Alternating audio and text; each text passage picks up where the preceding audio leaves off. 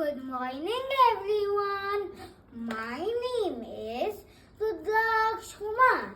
I study in class 1C. Today I am dressed up as gifts of nature. My costume is made up of recycled materials. Life on our planet Earth is the greatest gift nature has given to all of us. Nature includes living and non-living things such as sun, clouds, plants, trees, flowers, humans, rivers, animals, etc.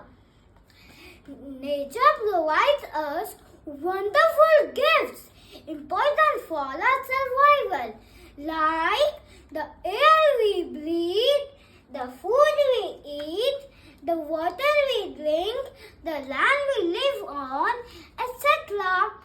Therefore, it is our duty to respect and save the nature and to be grateful to it for all the wonderful gifts it has given to all of us. Thank you. Excellent!